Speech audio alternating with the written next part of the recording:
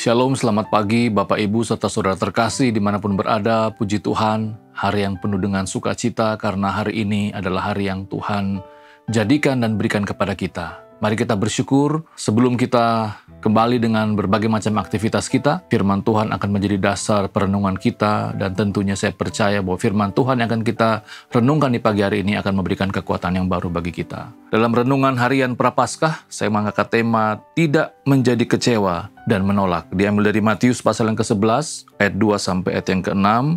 Demikian firman Tuhan, Yesus dan Yohanes Pembaptis. Di dalam penjara, Yohanes mendengar tentang pekerjaan Kristus, lalu menyuruh murid-muridnya bertanya kepadanya, "Engkaukah yang akan datang itu atau haruskah kami menanti orang lain?" Yesus menjawab mereka, "Pergilah dan katakanlah kepada Yohanes apa yang kamu dengar dan kamu lihat. Orang buta melihat, orang lumpuh berjalan, orang kusta menjadi tahir, orang tuli mendengar, orang mati dibangkitkan, dan kepada orang miskin diberikan kabar baik. Dan berbahagialah orang yang tidak menjadi kecewa dan menolak aku." Demikian bacaan firman Tuhan, berbahagialah yang mendengar dan mengindahkan firman dalam kehidupannya hari lepas hari. Dalam bacaan firman Tuhan kita bisa melihat bagaimana Yohanes Pembaptis, yang adalah seorang pribadi yang penuh dengan kuasa, pribadi yang kita ketahui bersama, bahwa sejak kelahirannya pun Tuhan sudah memilih dia, menentukan dia untuk menjadi pelayan Tuhan. Dan kita bisa melihat bahwa Yohanes Pembaptis sebagai seorang yang mengerti betul bahwa Yesus itu adalah pribadi yang dinanti-nantikan sebagai Mesias.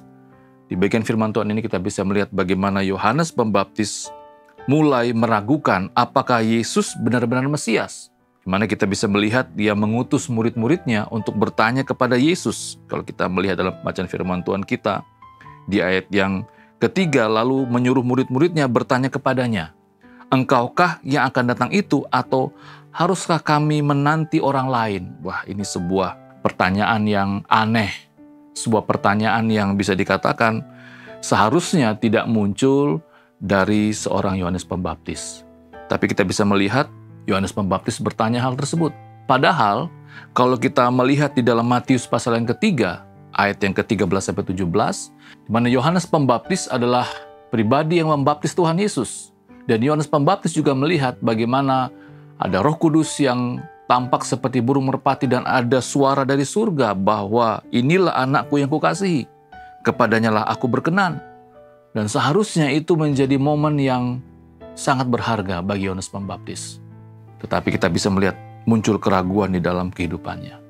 Bapak Ibu Saudara terkasih, Tuhan Yesus dengan penuh kasih berkata kepada murid-murid Yohanes di ayat yang keempat dan kelima, yang merupakan penggenapan dari apa yang dikatakan oleh Nabi Yesaya. Ya, bahwa Yesus berkata kepada mereka, "Coba kamu lihat, pergi dan katakan kepada Yohanes apa yang kamu dengar dan kamu lihat. Orang buta melihat, orang lumpuh berjalan, orang kusta menjadi tahir, orang tuli mendengar, orang mati dibangkitkan, dan kepada orang miskin diberikan kabar baik." Bapak Ibu Saudara terkasih, dalam konteks kita sebagai orang percaya di dalam masa-masa Prapaskah seperti ini, tentunya ini menjadi perenungan kita semua. Bagaimana kita sebagai orang-orang yang sekali lagi kita tidak melihat secara langsung Yesus itu seperti apa.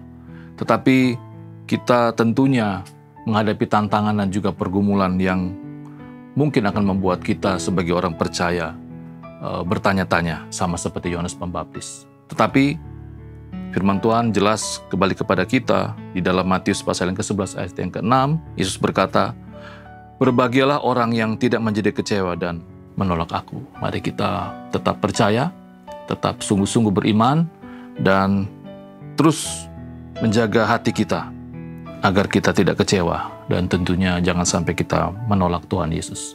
Mari kita berdoa. Tuhan, terima kasih, kami bersyukur bahwa di hari ini kami kembali lagi diingatkan di dalam masa-masa Prapaskah seperti ini, agar iman kami harus terus semakin kuat, agar iman kami semakin teguh di dalam Tuhan. Mampukan kami sebagai orang-orang percaya di tengah-tengah tantangan kehidupan yang kadangkala membuat mungkin iman kami dipertanyakan, iman kami menghadapi tantangan dan persoalan kehidupan. Mampukan kami untuk dapat melewati itu semua. Terima kasih Bapa, ini doa kami. Memberkati orang kami kasihi dan juga memberkati setiap apa yang kami kerjakan. Amin.